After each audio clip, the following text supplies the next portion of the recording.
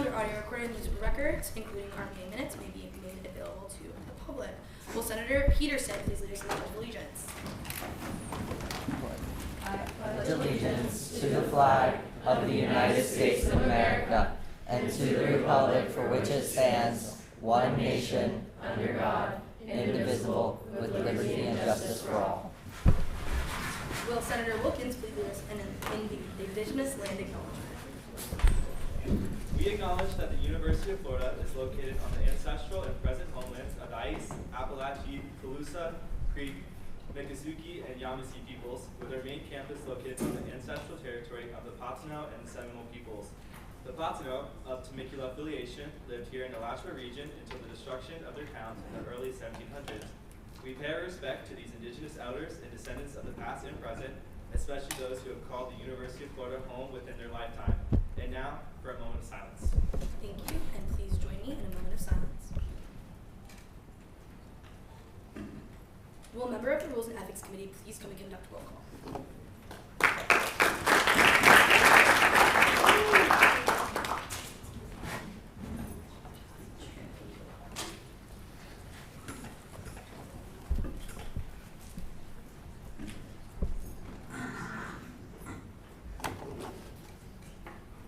Alexander. Here.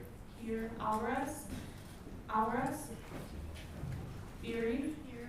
Here. Light. Here. Here. Birch. Here. Here. Burdette. Here. Here. Bush. Bush. Brown. Brown. Carvalho. Here. Here. Caballos. Here. Here. Chohan. Here. Here. Casillas. Here. Here. Comstone. Here. Here. Deese. Here. Here. Damani. Here. Here. Disher. Disher. Enos. Here. Here. Erickson. Here. Here. Philomena. Philomena. Finbrock. Here. Here. Fobon. Fobon. Folk. Here. Here. Frost. Here. Galbraith. Here. Here. Hire. Here. Here. Holderman. Here. Here. Huang. Here. Hugets. Here. Here. Ionatov. Here. Here. Jensen. Here. Jones. Here. Here. Cankelar. Here.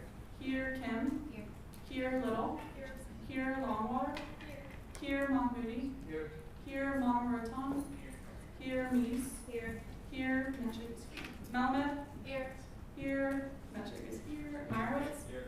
Here. Morris. Here. Here. Montgomery. Here. Here. Munoz. Here. Here. Murphy. Here. Here. Newsom. Newsom. Ofori. Here. Patel. Here. Patel. Here. Here. Peterson. Here. Here. Petros. Here. Here. Ransom. Ransom. Reese. Here. Here. Ringberg. Here. Here. Robson. Here. Here. Rodriguez. Here. Here. Rodriguez. Here. Here. Pedro Rubio.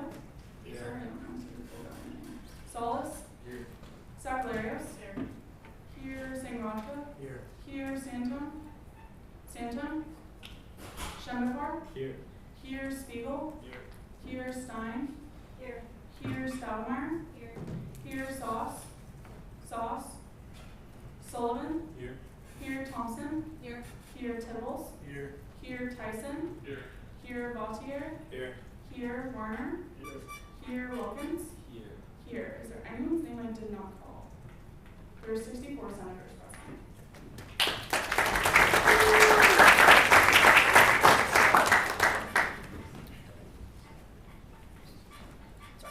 Quorum has been established with 64 senators present. We are now in line for public comment, starting off with Kayla Aurora. I reserve. Okay. Next is Andrew Larsen. I reserve. Okay. Next is Tyler Sklar.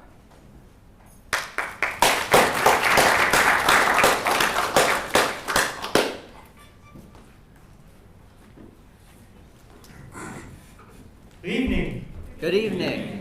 So I'd like to make this public comment on the record that as of this meeting, when it ends, this entire term will go on without any legislation being heard on the floor, which means that no legislation has been passed at all by the student senate, which is unprecedented in this student government's history, at least for the past 6 years. Because for at least the past 6 years, I can see by this pie chart, which, as if some of you may know, this is pretty much a famous kind of chart that Vision Party likes to use during campaigns to make promises to voters, so I feel like it'd be fitting to use this here. As you can see, from 2019 to 2025, there's at least been some legislation that's been passed. But as you can see with 2026, which is the green icon, it's not on the pie chart, which means, I mean, you can see that it's literally no legislation passed. And I'm going to show you right here. So so as you can see, even during COVID and during the periods of gridlock and contention between the chamber, there's actually been legislation that's been passed. But when there's only one party in the chamber with 99 seats, no legislation has been passed. That makes zero sense. There has been no communication with the public on any of the behind-the-scenes work by any of the committees or social media. There's been no legislation that's been talked about or proposed at all. There's been no communication whatsoever. So what's going on here? There's no legislature in the world and Democratic government, including student governments, that ever functions while actually doing legislative work. And some of you may argue, well, you know, it's not just about legislation, it's about the work you do in committees. Well, what's that work going to be worth if you don't actually produce anything with any legislation? The legislation is how you advocate for the student body. That's how you deliver on behalf of the student body. Committee work amounts to nothing if you have nothing to show for it. You have no legislation to show for it. You're not improving the lives of the student body by just doing nothing and just approving candidates to committees and filling vacancies. That's not legislative work. That's just doing perhaps like the bare minimum. I would argue that's just below the bare minimum. It makes zero sense. And I think the students should be ashamed of just not passing any legislation. They should be ashamed of this. Because I've been up here for the past semester talking about the dysfunctionality of the judicial branch, but now the legislative branch is deciding, well, let's just follow what the judicial branch is doing and do absolutely nothing for the summer. What's going on here? You just want the student government to just dissolve willingly? Because at this point, the student government just doesn't exist because they're not doing any work at all. The judicial branch is shut down, the legislative branch is not doing any work, and apparently from what I heard, the executive branch is also not doing that much work either.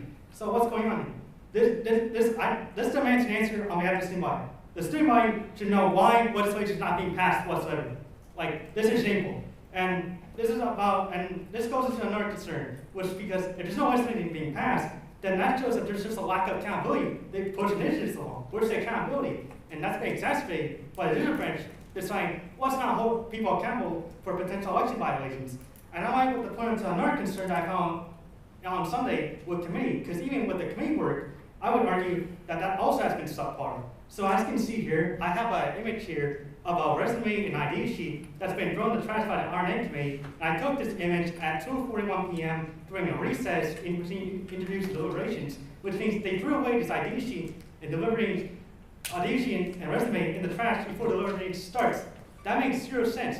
Why would the RNA committee throw away all the copies of the resume and ID sheet in the trash before evaluating a candidate? Because in accordance to the rules, every single candidate is entitled to a fair and unbiased evaluation. So why would we throw away ID sheet and resume in the trash if you plan on evaluating on the candidate and you actually look at the recording? There is no reason for that the RNA committee provided for them to doing such acts. Like, they didn't criticize the interview as being absolutely terrible to warrant that response. They just did that for no reason. What's the response? That has never happened before during my time in those RNA committees. That has never happened before. It makes zero sense. I feel like that is just disrespectful and inconsiderate of that applicant applied, especially since on his idea sheet in the interview, he spouts ideas of paper sustainability on campus. So when you're deciding to throw away something in the trash like that, and there's like literally a paper bin like outside, and I'm pretty sure this was actually an initiative by the student senate, it just shows that shows to the public that the student senate is being inauthentic by sustainability initiatives. What's that saying to the public when you're saying, oh, I like these ideas in the interview, but then you decide, well, I'm just going to do actions that contradict those ideas. It's hypocritical. It makes zero sense. I think it's shameful. Shame on that. I think that should be condemned. And I would argue that might be even censorable because, you know, the RNA committee is supposed to give a fair and unbiased manner and decide, let's just throw away all that stuff in the trash rule of deliberations, not even be transparent about that during deliberations. Shame on you. Thank you.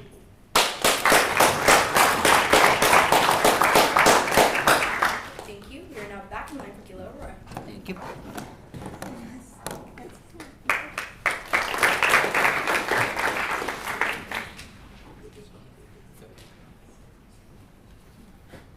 What have you been doing all semester? Genuinely, like I'm actually flabbergasted. Like, you could have at least done a resolution or something. There are a lot of things happening on this campus. You've seen the price of goods going up. you've seen things happening on this campus, you've seen the new president, you could have done a lot of different things on the many things happening this summer.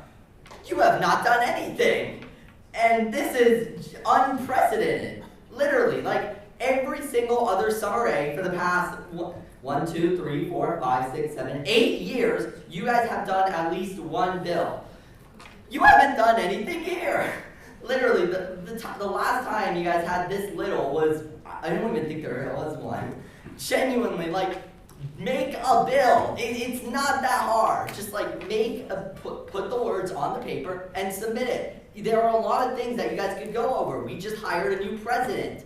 We just approved a new increase in tuition for out-of-state students. You guys could have made your thoughts on this clear. You guys should have been doing something. I would even argue this is a failure of student government in whole. Student government should not be doing nothing. I'm sorry. Thank you so much, guys, for listening to me, but please do better.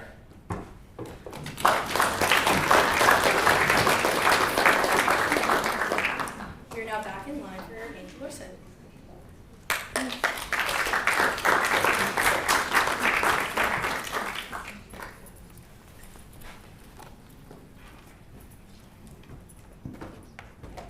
Hi, everyone.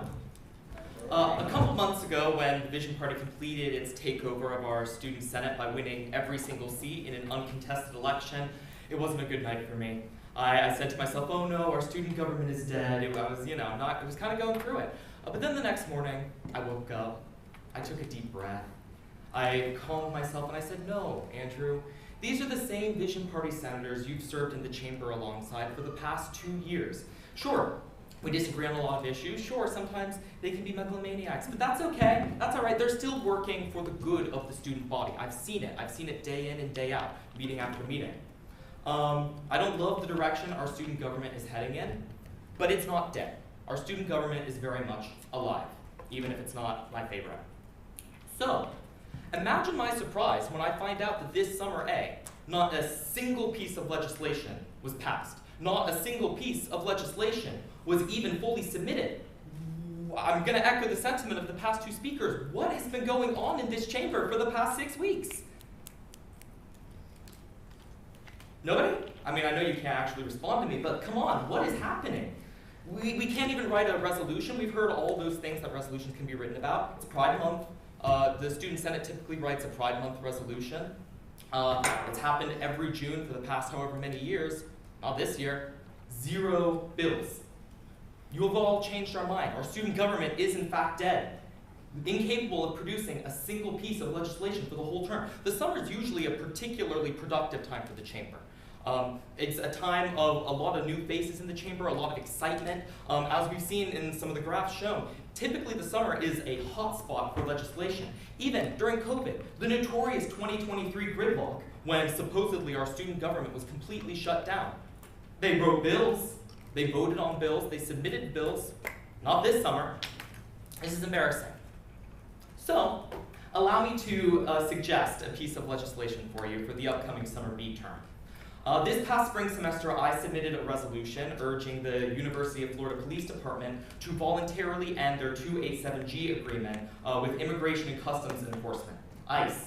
The Judiciary Committee failed the bill on factually incorrect grounds. In their failure of the bill, they cited a Florida statute that had nothing to do with the resolution I submitted. But fortunately, it's a new legislative term. This was a new legislative term. We could have submitted it now, but we can also wait for the next new legislative term, which is Summer B, which means that resolutions and actually any piece of legislation failed by the Judiciary Committee is allowed to be resubmitted. Tonight, I am urging any and all senators to bring back that resolution or a similar resolution voicing the student discontent with UFPD's 287G agreement with ICE. You have my blessing to resubmit the bill that I wrote word for word. It's also a couple months have passed, so if you want to write your own spin on it, that'd be great. Since Judiciary Committee failed the bill, it has actually come to light that UFPD signed that agreement with ICE without consulting with UF admin. As a matter of fact, UF admin, including former UF President Kent Fox, opposed the signing of a 287G agreement. They thought it would be bad for campus. I agree. The students agree. They've demonstrated it time and time again with public protests on campus and throughout the Gainesville community. That is time. Thank you.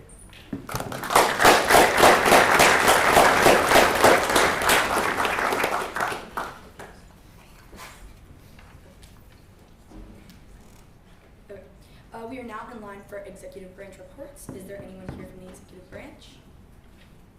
Seeing none, we are now in line for judicial branch reports. Is there anyone here from the judicial branch?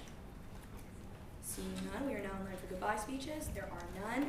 Are there any amendments to the minutes? Seeing none, are there any amendments to the agenda? Majority Party Leader Alexander. I move to approve John Ringenberg for the Open Rules and Ethics Committee seat by unanimous consent. There has been a motion to approve John Ringenberg for the Open Rules and Ethics Committee seat by unanimous consent. Are there any objections?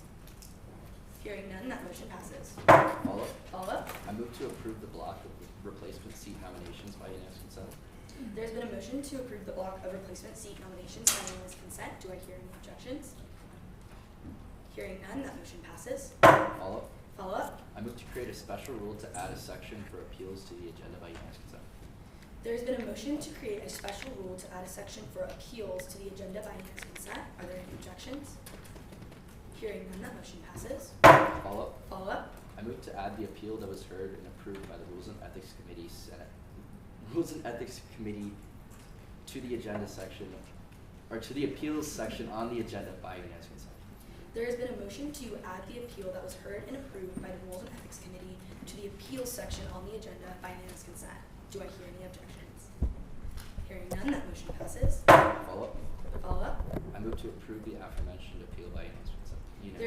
There has been a motion to approve the aforementioned appeal by unanimous consent. Do I hear any objections? Hearing none, that motion passes. Follow up. Follow up. I move to add all absences to the agenda by unanimous consent. There has been a motion to add all absences to the agenda by unanimous consent. Are there any objections? Hearing none, motion passes. Follow up. Follow up. I move to approve the block of absences by unanimous consent. There has been a motion to approve the block of absences by unanimous consent. Are there any objections? Hearing none, that motion passes. Follow up. Follow up. I move to adopt the agenda by unanimous consent. There has been a motion to adopt the agenda by unanimous consent. Do I hear any objections? Hearing none, that motion passes.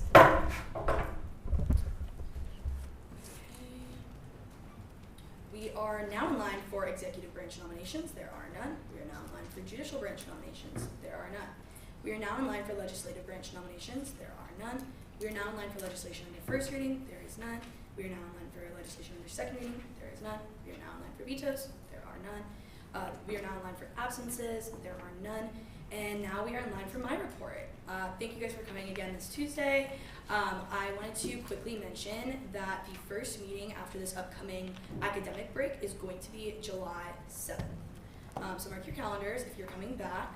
If you are not and you are a summer A senator, I wanted to say thank you so much for all your hard work this first part of summer. I'm very proud of the progress that we've made, and I'm really, really looking forward to everything that's about to happen during summer B. There's been a lot of things in the works, and I'm very excited to see those things all come to the Senate floor.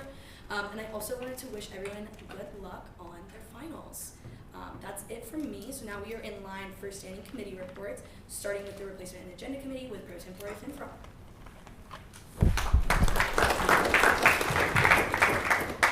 Okay, hi everyone. First off, I want to start by saying my mom is here. She's in the back there. I brought her to her first Senate meeting. I know. So I was really happy for her to be here today. So she's the best. If you see her, say hi. And then when it comes to RNA, our next RNA meeting will be Sunday, July 5th. Time and location TBD, but we don't have Senate. Well, it's just going to be July 5th. And then for committee applications for Summer B, those won't be heard until RNA on July 12th. So just keep that in mind. And yeah.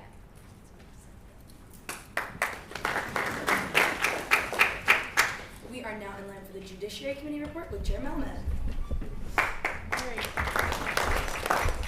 Hi guys, so a bit of a longer one today, but I want to go over the voter record and then what you guys can listen for to put on a voter record and what you don't need to put on a voter record.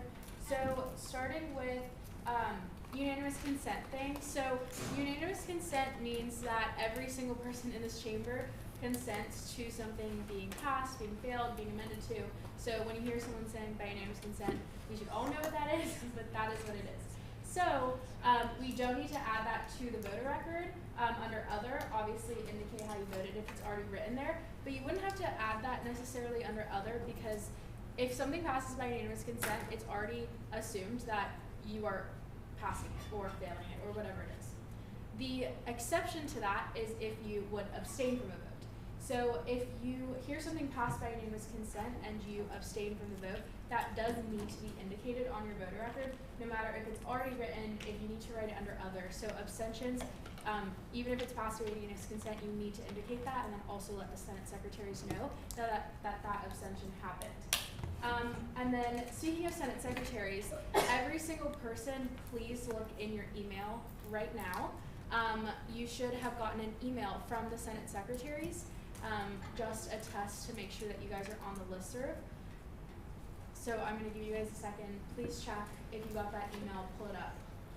And then what you're going to do is on your voter record, on the first line of your voter record, you're going to write test email received, either yes or no. So if you received the test email, yes. If you did not receive the test email, no.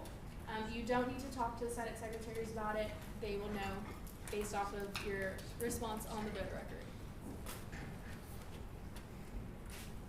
Okay, remember, you're putting test email received, either yes or no.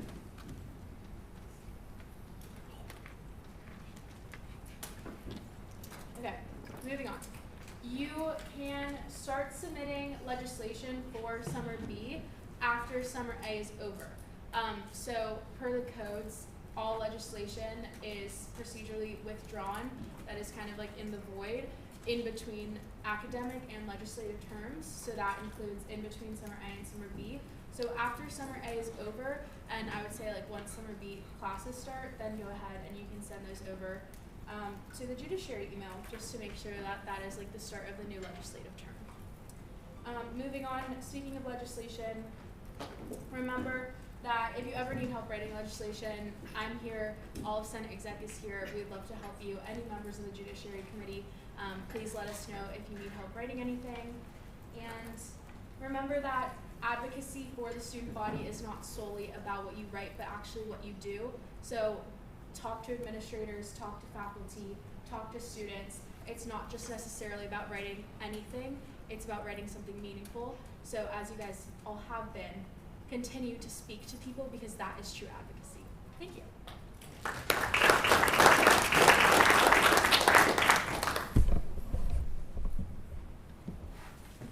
Oh, sorry. Sorry, guys. We are now in line for the Budget Appropriations Committee report, which here comes Stone. Hey everyone, nothing from me. Just want to remind everyone that on July 6th and 7th, we will be having the Big Four hearings. Those will be starting in the morning and then going through the afternoon, most likely. We're figuring that out now. Emails will go out tomorrow with the true times that we're going to be having those meetings.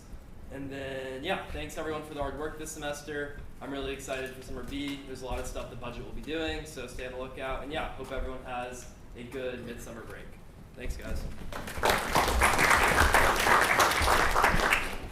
We are now in line for the Rules and Ethics Committee report with Chair Metchik.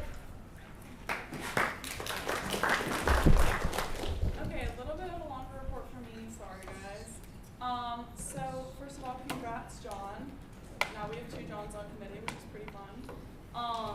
So congrats to you for getting through. Also, the constituency deadline is this Thursday at 11:59. That is the last day of the Summer A academic term. That is when we've decided that constituency will be due as per the rules and procedures. So please submit your constituency if you haven't already. I'm not going to harp on that anymore because I already have a lot. But email me if you have questions regarding your constituency status, please. I will be checking my email a lot. Also, absences, just to go over the absence period. So this is the last meeting that will count towards your absences for Summer A. It will reset for Summer B. So if you're worried about, missing multiple meetings, just know that the count resets in Summer B. So this is a separate term, a separate count for your attendance purposes. Yeah, and just email me if you have any concerns regarding your absence, attendance, constituency, or anything. I'm here for you guys. Also, you might have heard today when we were making changes to the agenda and approving things that we had an appeal that was heard by the Rules and Ethics Committee, and I just wanted to talk to you guys a little bit more about that. So this senator had an affiliation form that they had not submitted on time, and typically that is cause for removal by noncompliance, and that is just something that has been standard procedure for as long as I know in the Senate chamber.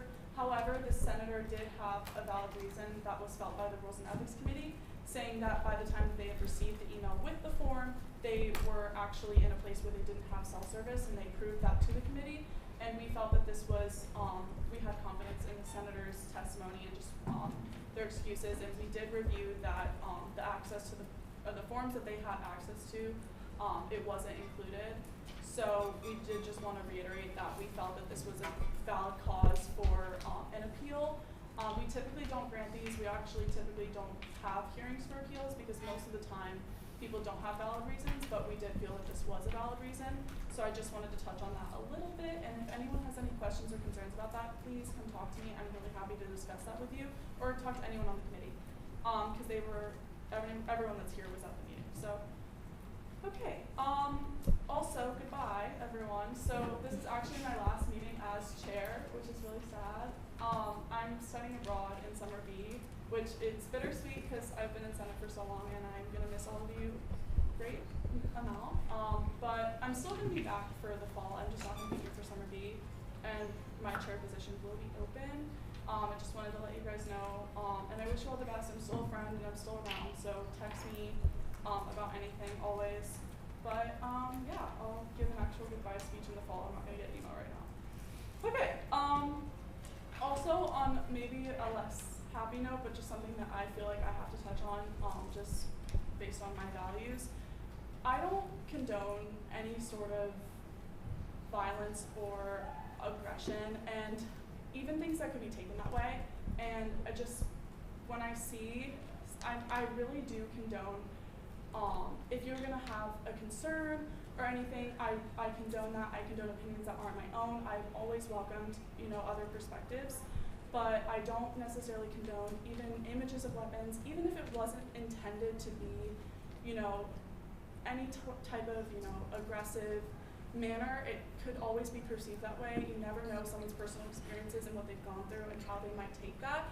So I just want to encourage moving forward that we try to take account of that if we're, projecting presentations or anything of that sort, that we just try to keep anything that could be, perceived as violence or any images off of the screen or redacted, even if it's not intended that way. And I'm happy to talk more about that as well. But anyways, thank you guys, and I hope you all have a great rest of your week.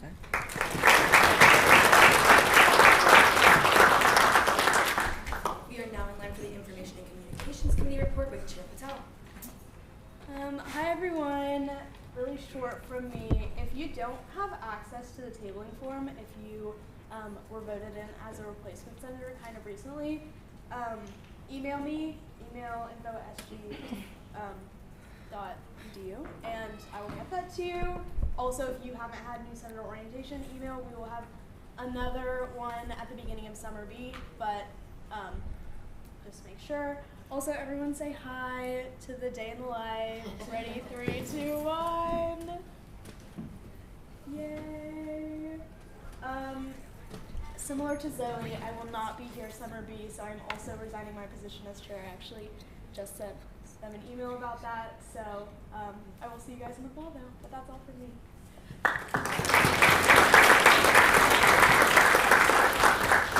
We're now in line for ad hoc committee reports. There are none. We are now in line for general announcements. Are there any general announcements? The Senate President Pro Tempore Kate Fincock. Okay, I forgot to announce the open seats. Sorry, I don't know how that happened. So I'm going to do that now. So open summer replacement seats. This is just for the rest of the summer, so I'm not going to say like B or C or what. So yeah.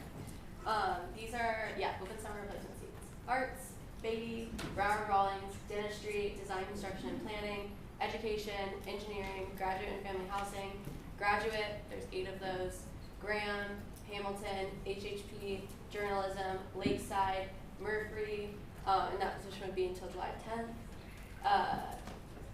Nursing, off campus, there's 2 of those, pharmacy, PHHP, sophomore, veterinary, ULE.